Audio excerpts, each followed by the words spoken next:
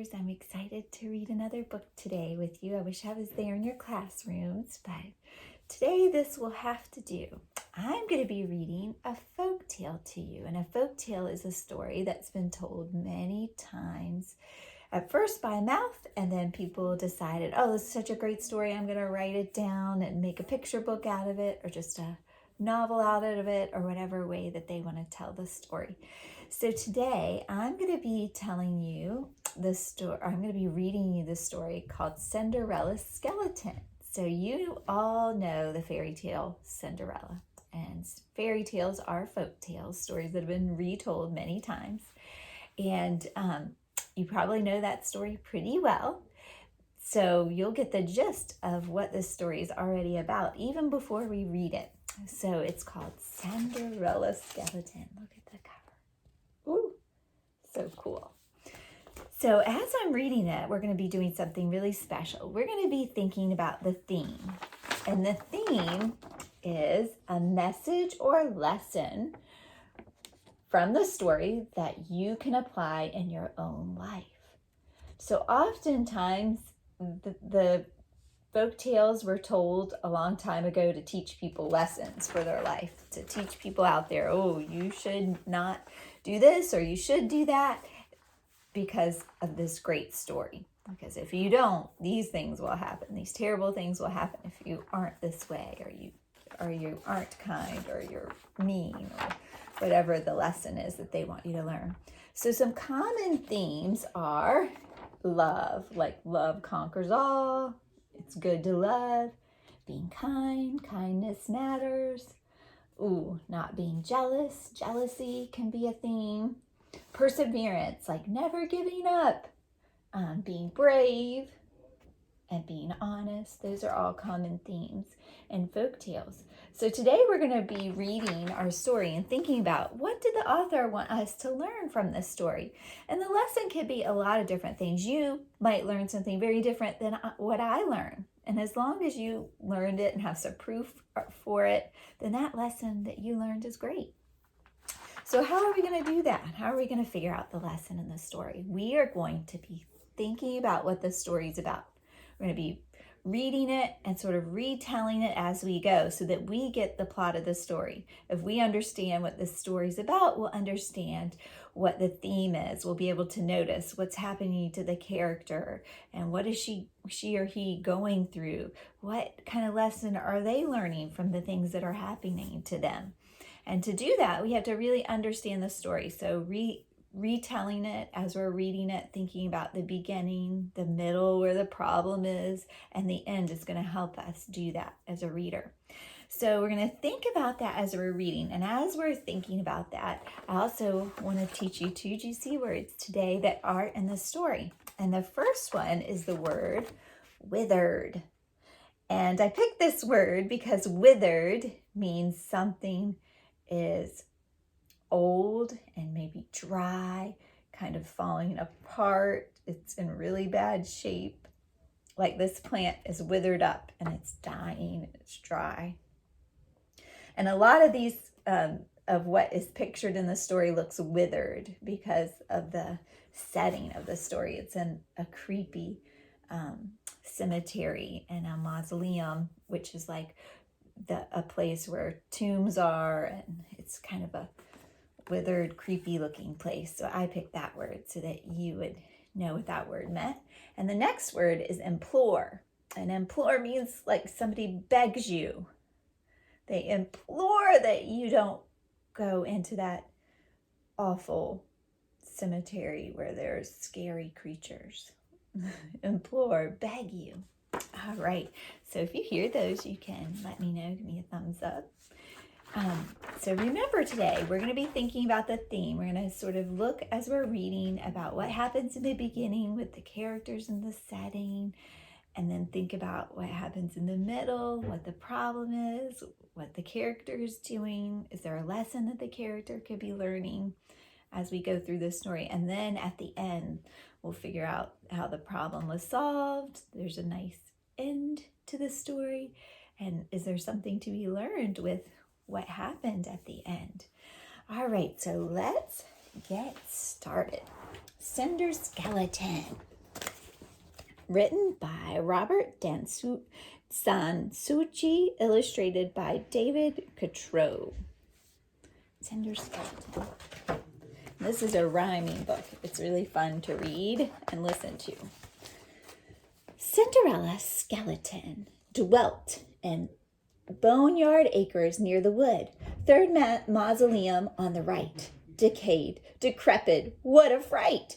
On the door a withered wreath invited guests to rest in peace. It was the pride and joy of the neighborhood.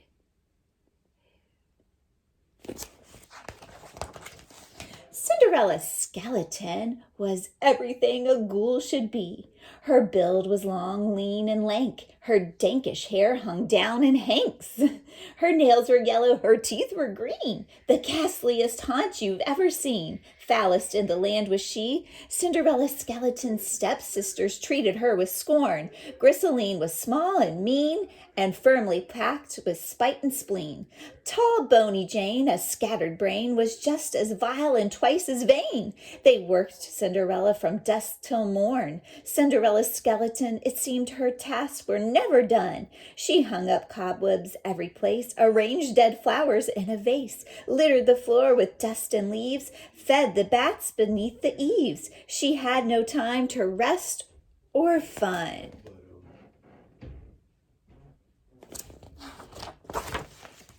Cinderella Skeleton's stepsisters dressed in fancy clothes, but she had only hand-me-downs, the others torn and tattered gowns. Her shoes had worn up tops and soles. In fact, they were so full of holes, they showed off all her bony toes.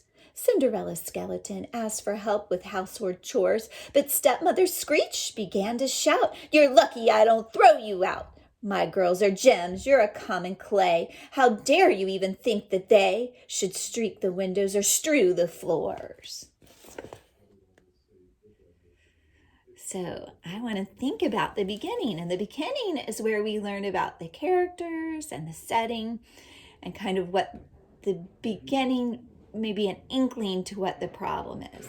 So we have the characters are, of course, we have Cinderella Skeleton. We have, Screech stepmother. And we have the stepsisters, Bony Tall, what's her name? Bony Tall Jane. And we have Grisseline. So those are the characters. And we learned that they live in like a cemetery area. And that they work Cinderella Skeleton to no end. She doesn't get any rest, and they're just horrible to her. They make her do all the chores and they don't help. So that's a little bit of an inkling to what the problem is, right? So let's keep reading. Cinderella Skeleton, more disappointment lay ahead. Prince Charming summoned one and all to his frightfully famous Halloween ball. When Cinderella begged to go, her stepmother sneered and told her, "No, you'll stay at home and work instead."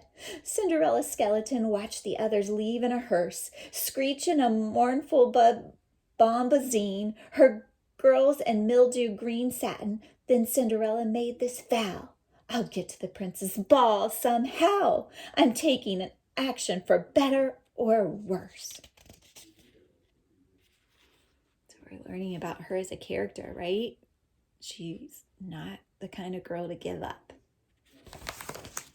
Cinderella Skeleton, off she marched without delay to the good witch in the wood beyond, who cast spells with a generous wand. The witch heard Cinderella's plea, then nodded, saying, "Bring to me some things I need, and right away." Cinderella Skeleton located with what the witch required: a jack-o'-lantern, fiery-eyed, 6 rats, a trap held locked inside, 2 bats asleep and wings wrapped tight, a cat as black as moonless night, exactly as the witch desired. Cinderella Skeleton saw witch touch wand, tip-tap to all.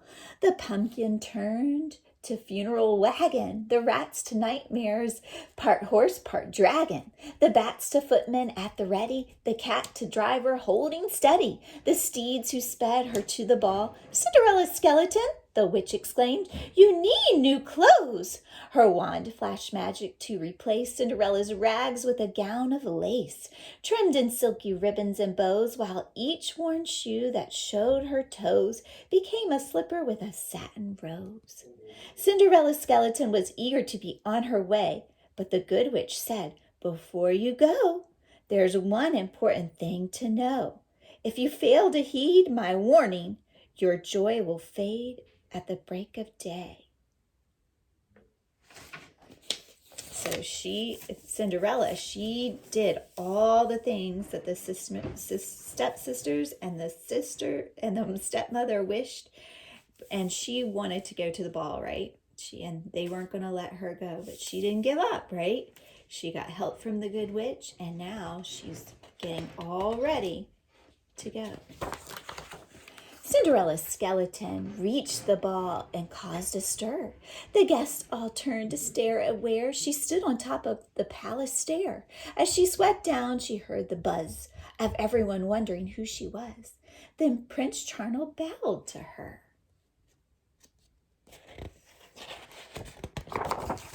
"Cinderella Skeleton," heard Charming say, "your beauty burns like bonfires ablaze at night. Your brightness fills me with delight." She smiled. He led her to the floor, where they waltzed with graceful dips and turns. Cinderella Skeleton, gazing into Charnel's eyes, was so in love was unaware of each fateful murmur and playful glare. The screech, Bony Jane, and Grisselin aimed at the lovers' tender scene. She danced till dawn, till the first light lit the skies. So can you retell what happened next? What happened in this little bit? She got to the ball, and then what happened? And how were the stepsisters and the stepmother and the stepsisters feeling when they saw this girl dancing with Charming? Ooh, they were jealous, right? Cinderella Skeleton recalled too late the witch's warning. She broke from Charming's dear embrace and hurried to escape the place. Charming cried, "You're my answered prayer." But Cinderella fled down the stair, distressed how near it was to morning. Cinderella Skeleton, her haste, as haste will, brought mishap. As she ran for her waiting carriage, pursuing Prince, shouting offers of marriage, she stumbled once, giving Charming's time to grab her foot and cry, "You're mine!" Then off their foot came with a snap. Oh my goodness, there's her foot. Oh, this is the problem. Her foot is gone. Cinderella, escaping, ignoring the thump of the footless stump, reached her coach and cried, "Away! I must be home by the break of day." They raced pell-mell past the palace gate. The prince kept pleading, "Lady, wait!" In hand, a foot, in his throat, a lump. Cinderella Skeleton! Through near dawn her nightmares sped. By morning caught within mid-flight, coach shrank to pumpkin in the light. Cats, rats, and bats flittered away. Ragged and limping, she faced the day. Her heart still full, though the magic had fled. So what happened now in this section of the story? We just read about the ball, and then what happened? Oh, she realized it was soon going to be daytime, so what did she do? She had to run away, right? And now her foot is gone because the prince grabbed it and it snapped off. Oh my goodness. But at the end, we learned that her heart is still full. That even though this terrible thing happened, she still has some hope and love in her heart, right? Cinderella Skeleton, her life grew gray, but more day by day, more grim. Her family worked her without rest. They knew Prince Charming's mystery guessed. Ooh. She drudged, but halfway through some chore, she dreamed she was dancing on the floor as Charnold asked her to waltz with him. Cinderella Skeleton, her image filled the prince's mind. His days and nights turned a blur, whirling round memories of her. So lovelorn, Charnold vowed, I'll start a search for the one who stole my heart. She must be somewhere I can find. Cinderella Skeleton, until I find you, I will not rest, vowed Charnold, who traveled every place with her slippered foot in a velvet case. But no one, duchess, milkmaid, crone, could match the foot bone to the ankle bone. Each snapped a foot off just to make the test. Oh, goodness.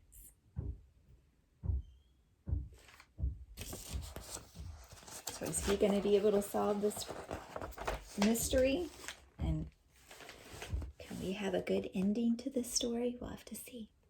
Cinderella Skeleton, locked up with Charnold, come to call. Screech pulled her girl's feet off 1, 2, saying, Wire or glue, you're good as new. Surely it's worth the slight distress for a chance to be a true princess. Now hurry, the prince is in the hall. Cinderella Skeleton picked the lock with a longish pen.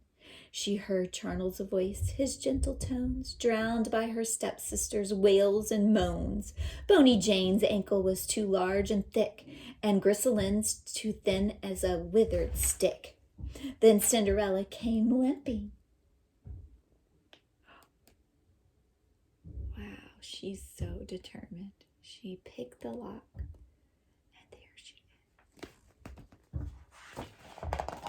Cinderella Skeleton, while everyone stared wide-eyed, she bowed to Charnold with his request. Please let me take you the marriage test. Her footbone snapped on and held fast.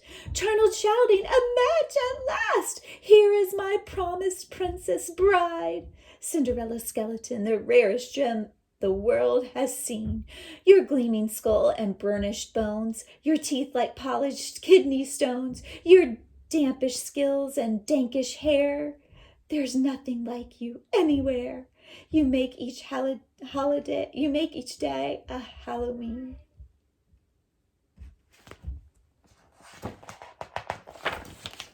Cinderella Skeleton soon was married to her prince, and they stayed happily ever after, their kingdom filled with love and laughter. Screech, Grisseline, and Bony Jane were just shriveled with envy and shrank to dust, and no one's seen or missed them since. Ooh, that ending. What happened at the end of the story here? How did the problem get solved?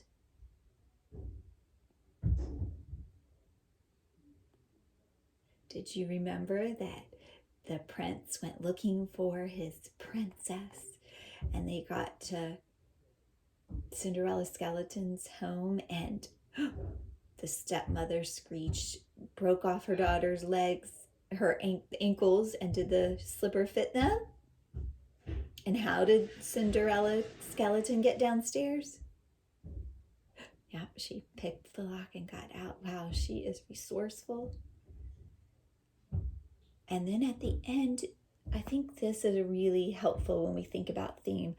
We read that she married the prince and she lived happily ever after. And that Screech, Grisseline, and Bony Jane just shriveled with envy and shrank to dust. And no one's seen them ever since. So they were the people who were jealous, right? Did jealousy help them, serve them well? Sure didn't. So that's when we can we got to read the whole story, kind of retold it as we went. We got the major events, we thought about the characters, and now we can think about some of those themes. What's a lesson that you learned from the story that you could take to your life? What could you take into your life hearing that story and all the things that Cinderella Skeleton went through?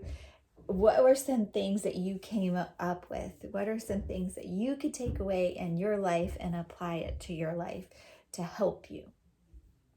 So let me get our poster. This might help you think of some things. So I was thinking one of the things that I learned from this story is that jealousy doesn't really serve you very well, right? Being jealous of someone sort of only makes you miserable, and then you don't get what you want in the end, right? So jealousy, that jealousy doesn't serve you well. That might be a lesson that I learned. Did anyone learn about love in the story? A lesson about love? Maybe love conquers all, or love makes things better, or that you can't stop love, something like that. That might be a lesson. What about bravery or taking chances? That's a lesson to learn, that taking chances can have great outcomes, right?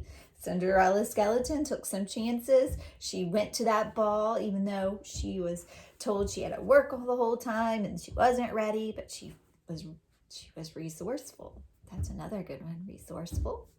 So there's lots of things to learn from that story, and that's something that great readers do. They can often find themes in books that they read and apply them to their life. And oftentimes that's exactly why the writer wrote the story, is to help you learn a lesson so that you can use it in your life. And my lesson may be different from yours, and that is just fine. So I hope you enjoyed that book. If you are in Miss G's class, I want you to be prepared to see another quick video on a project that we're going to work on this week for using this story. So it's going to be fun. I'm excited. I got to see some of your projects last time I go around, and they were awesome. So I can't wait to see what you're going to come up with next. Thank you for reading.